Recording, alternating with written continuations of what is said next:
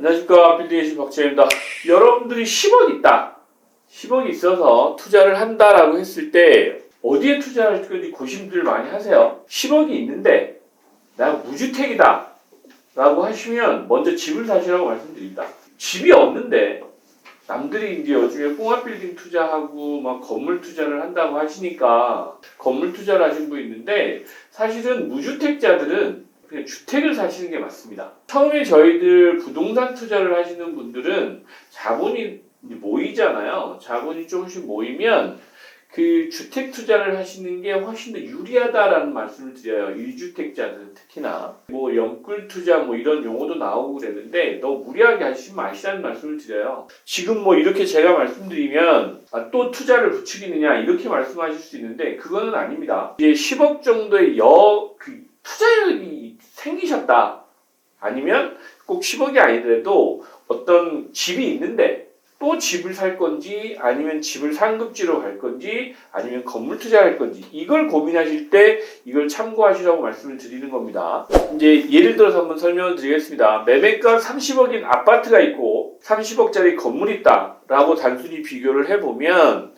최근에 지금 주택 규제도 풀려가지고 대출 규제는 둘 다 풀렸습니다. 건물이 지금 LTV 70%, 그래 21억까지 대출을 해줍니다. 물론 저것도 여러분들 이제 감정평가를 받아보셔야 돼요. 30억 매매가다고 해도 실제로 그 감정평가 금액이 30억이 안 나올 수 있어요. 통상은 강남이나 이런 그 서울 시내 건물들은 매매가 30억이다라고 하면 매매가 대비 한 90% 정도는 무난히 나옵니다. 그러면 실제로 21억이 안 나오실 수 있어요. 대출은. 그럼에도 불구하고 30억이다 라고 얘기하면 뭐 21억까지 대출을 받으실 수 있는 이유는 공동담보라는 제공하실 수 있어요. 내가 살고 있는 집이 있으면 그걸 담보 제공하면서도 70% 이상도 사실은 건물 대출은 가능해요. 21억 대출 받아가지고 거기에 건물에 보증금 있겠죠. 보증금 1억, 임대료가 연 1억 5천 정도 나온다.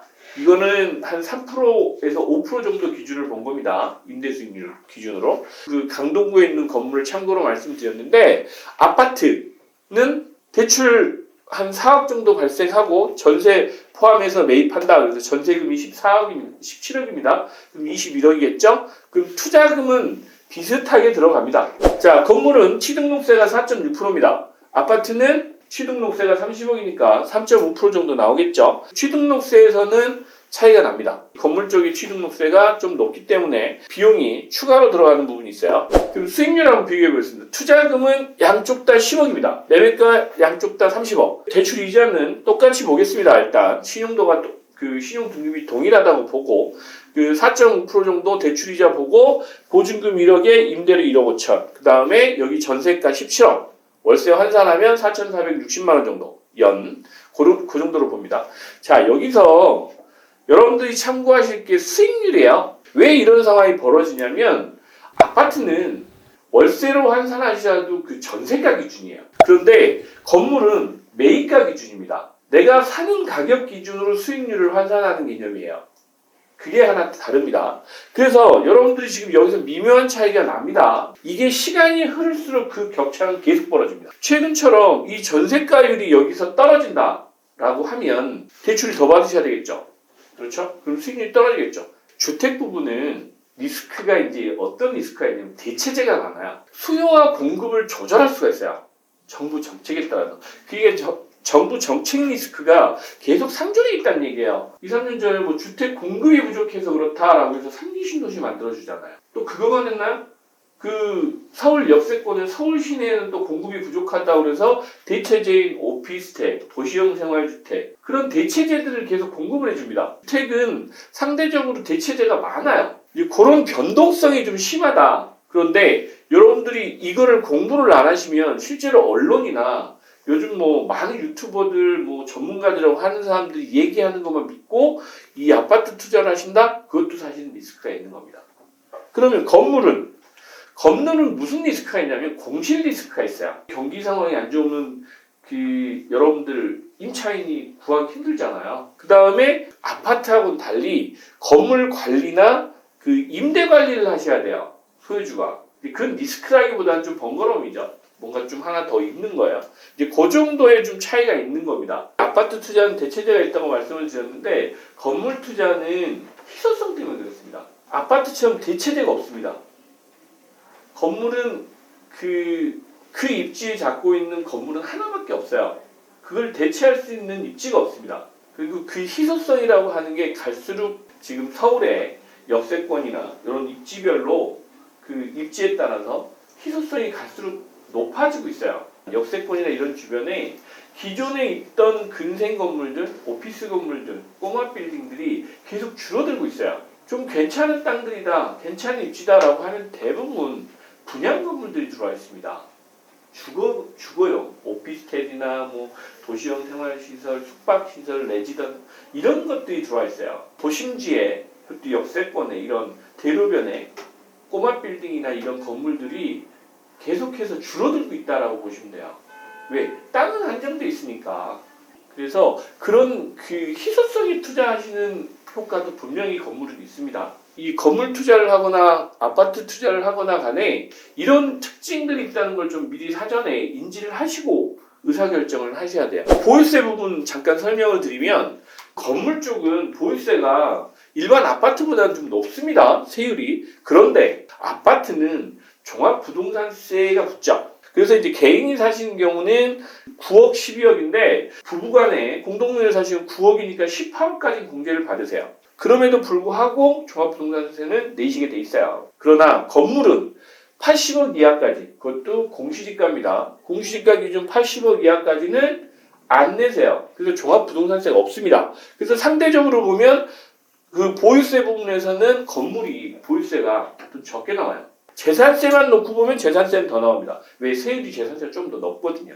그런 차이가 있어요. 80억 이하짜리 건물하고 이상 건물하고 좀 차이가 또 있어요. 또 하나, 공시지가가 높은 지역도 있어요. 매각가하고 공시지가하고 그 비율이 상대적으로 낮은 지역들, 그러니까 압구정이나 명동이나 이런 지역들은 공시지가가 매각가하고 대비 한 2배밖에 안 돼요. 그런 그 지역들은 공시지가가 높아요. 그래서 나중에 종합부동산세나 이런 부분에 세금도 많이 나옵니다. 주변에 개발하면서 갑자기 그 가격이 오른 지역도 있어요. 그런 지역들은 공시지가가 낮습니다. 매각가 대비. 그런 부분 때문에 사전에 건물 투자하시는 분들은 왜 공시지가를 보는지 아셨죠? 양도세 부분이에요. 이제 양도세 부분은 이제 여러 가지 그 팁들이 있어요. 일단 이제 주택도 가격이 오르고 건물도 가격이 올랐을 때 40억에 매도한다 라는 기준으로 단순 비교를 한번 해보겠습니다. 이거 개인이 사신 거예요. 그 임대사업자 내셔서 사셨다고 보고 아파트도 마찬가지. 동일한 조건으로 봤을 때는 양도소득세가 건물이 훨씬 높습니다. 저쪽에 지금 3억 약 한 3천 가까이 나오고 아파트는 1억 한 8천 정도 나옵니다. 이 이유는 그 아파트 같은 경우는 그 비과세 구간이 있어요. 9억에서 12억 사이에 비과세 구간들이 있기 때문에 그 구간 때문에 그렇습니다. 건물 사실 때는 그래도 법인으로 투자하십시오라고 해요. 이렇게 법인으로 투자하셨을 때 좋은 점은 일단 양도소득세가 많이 줄어들어요. 또 하나는 보유하고 계신 동안에도 그 임대소득이 있으시잖아요. 그 임대소득이 생긴 부분에 대해서 비용 처리가 가능하세요. 다른데 또 그 보유 자산이 많으신 분들은 실제로 법인으로 하시는 게 맞겠죠. 왜냐하면 임대소득도 그 종합소득세 신고를 하셔야 되는데 합산과세 되거든요. 건물에 투자하시겠다라고 하시는 분들은 저희가 처음에 컨설팅을 해드릴 때 어떻게 투자를 하시는 게 맞는지에 대한 부분도 컨설팅을 같이 해드려요. 단순히 개인으로 비교하셨을 때는 이렇게 보시면 아파트가 훨씬 유리하죠. 그래서 아까 처음에 서두에 말씀드릴 때 그 무주택이신 분은 주택 투자를 먼저 하시는 게 맞습니다. 그리고 나서 여유가 있으시면 건물 투자를 하시는 게 맞아요. 건물 투자를 하시는 게 여러분들이 들고 계시는, 보유하고 계시는 기간에는 많은 소득을 창출하실 수 있어요. 여러 가지 면에서 운영하시는 그 기간에도 여러 가지 절세 효과를 누리실 수 있는 분들이 많기 때문에 이거는 이제 건물이 소규모 건물이죠. 30억짜리 건물이면 소규모 건물을 비교했는데 건물이 커지면 커질수록 사실 법인 투자하시는 게 훨씬 유리합니다. 여러분들한테 오늘 이렇게 이제 10억을 가지고 뭐 단순하게 비교를 했을 때 이런 장점들, 특징들이 있다라는 걸 설명을 드린 거고요. 여러분들이 투자를 하실 때 분명히 이거를 꼼꼼하게 따져 보시면서 투자를 결정을 하셔야 됩니다. 근데 분명한 거는 자본이 있으신 분들은 건물 투자가 유리하다라는 걸 마지막으로 말씀드립니다. 네, 감사합니다.